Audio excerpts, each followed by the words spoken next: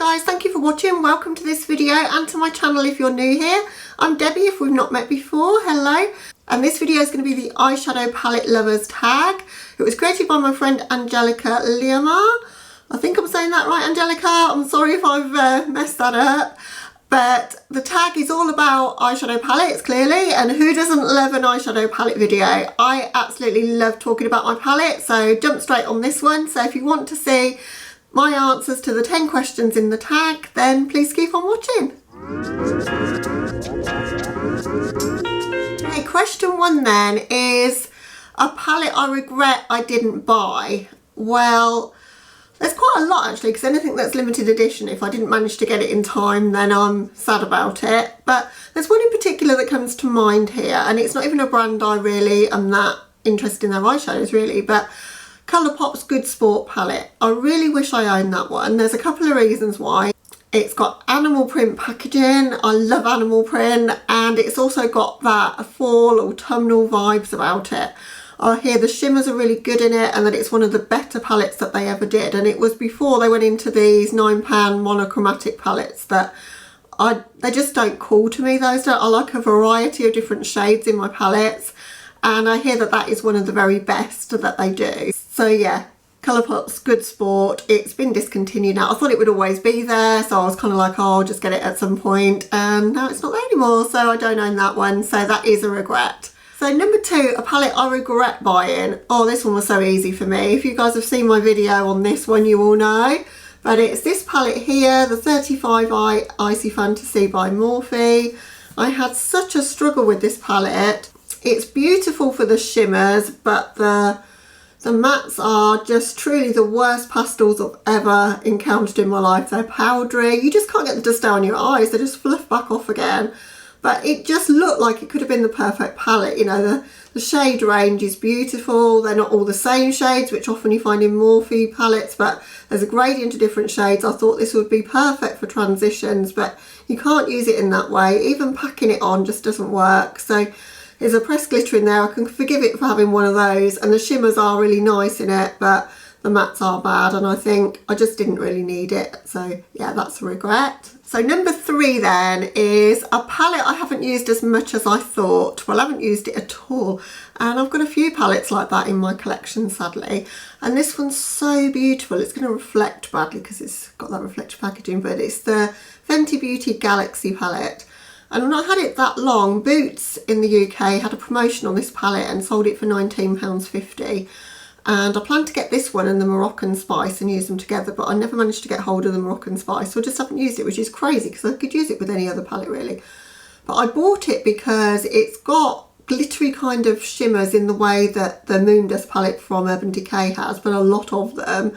I don't like pressed glitters because I worry about the particles in my eyes, but I do like a glittery shadow, so I thought it would be perfect, but just haven't used it at all. And I just don't even know why I don't want to reach for it, but maybe when it gets more to party season I will. But I think I bought this before last party season, didn't use it then, so I don't know what it is, but haven't used it.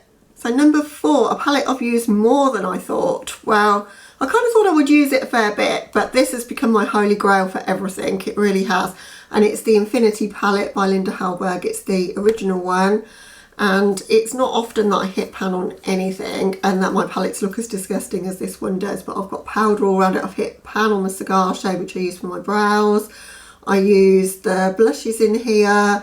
I use that shade, it's Wiki, as like a transition if I'm just going to do like a neutral look.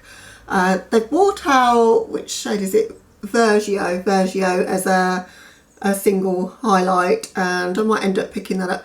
The only thing that I don't like about this is that once you've used up a shade you can't just refill it. I think that would enhance this palette no end, because I'd love to just be able to just buy that and just put that back in, because I know I'm going to use all of that up. But it's got a really nice black with fornax as well. It's just a basics palette that you're just going to reach into again and again, and that multi-use aspect just makes it a go-to for me all the time. Right, question number 5, my favourite half neutral, half colourful palette. So if you guys have been here for a while, I wonder if you can guess which one this would be, because I've not talked about it for a while on my channel, but at the beginning of my channel I raved about this and it still remains a favourite. It's the So Sue by Suzanne Jackson Urban Bible palette. I don't think there's ever been a better half neutral, half colourful palette. It's got all of the grungy sort of shades on this side, all of your deeper shades and your neutral shades, and then some amazing colourful shades. You've got your white, you've got your black. The shimmers are absolutely bomb in this palette. There's so many looks you can do with it, and it's such a great formula. And yeah, it's just probably in my top 10 all-time palettes even now. There's just nothing comes out that I like the colour story of more. I even love like the way that they're, you know, the style of the writing underneath them, just everything about it, the whole aesthetic of it just appeals to me. So I love this one so much. So that would be my choice, but there's quite a few. I do have a lot of half neutral, half colourfuls, but this one tops it for me. Number 6, palette I bought for the packaging. Most of them, I think. That's what I do. I'm very attracted to packaging, but one comes to mind specifically because I didn't have any sort of leanings towards the particular programme that this is all about.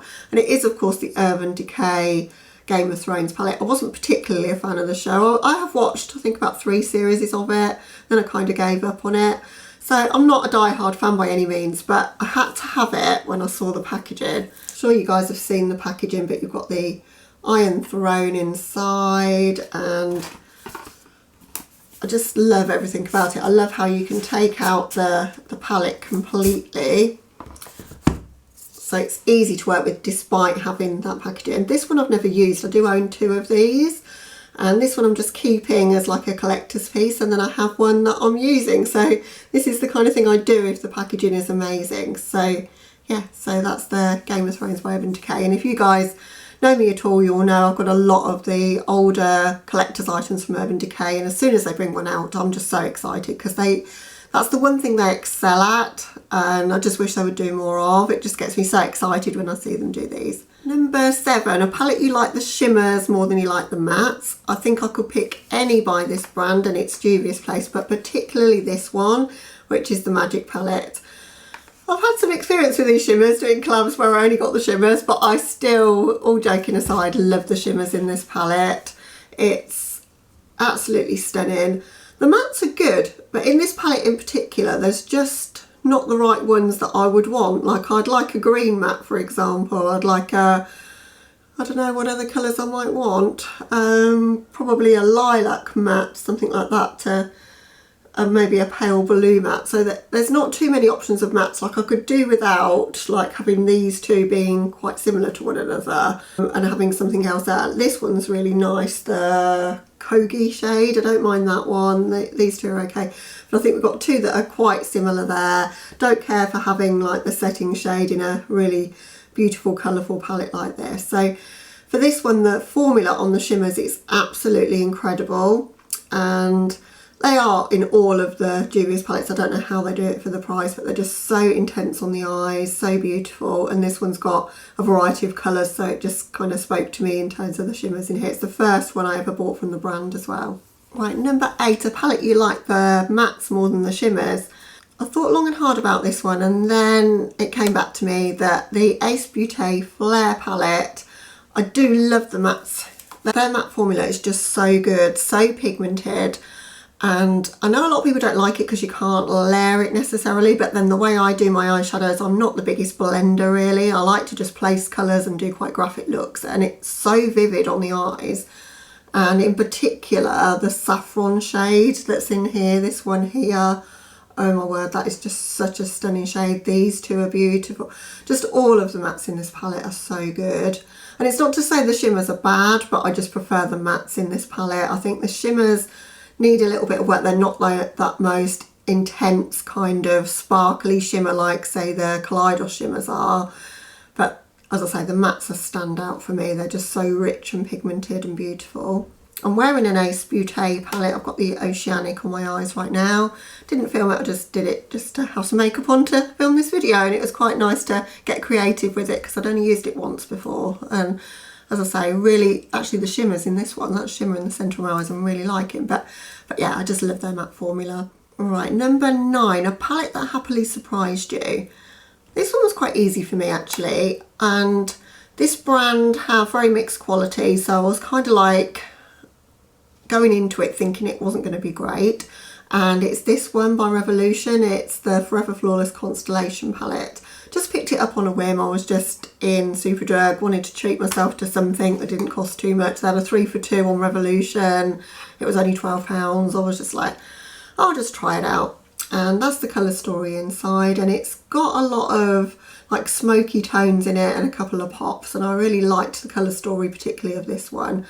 Enough to, you know, I like the quality enough to have bought another one now. I've got the Pride one that they've just recently brought out, the Rainbow palette one, which I haven't yet used and I will be doing some tutorials with soon. But I thought, you know, whilst it's not the quality of like a high-end brand or anything like that, it is really good quality for Revolution. I love the tin packaging much more than plastic packaging. I didn't have any problems working with it, and I was quite surprised at how much I enjoyed using this palette. So yeah, definitely a happy surprise, and I'd be happy to add more of these to my collection at this price. Okay, and the last question then, number 10, a palette with the most interesting colour story.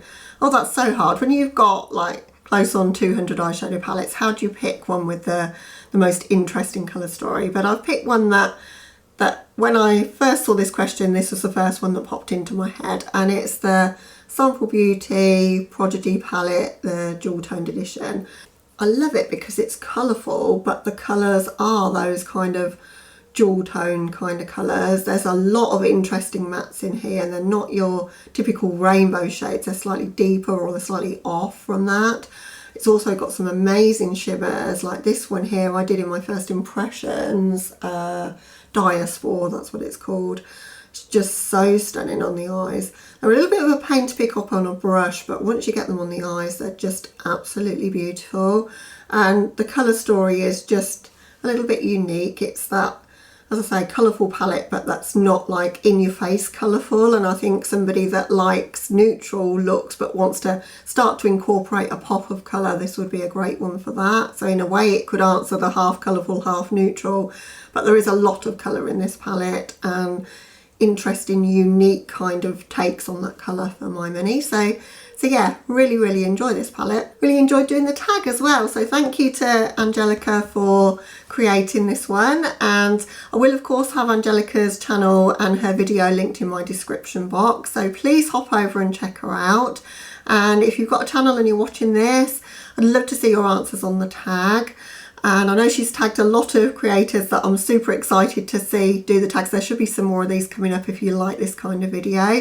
As I say, thank you so much for watching, guys. If you're not subscribed to me and you want to be, then I'd love to have you. And I've got a couple more videos coming up this week. I aim to upload on Friday and Sunday, so keep a lookout for those. I won't spoil the surprise of what they're going to be. But take care of yourselves, guys, and hope you're having a lovely day or night. Catch you in the next one. Bye, guys.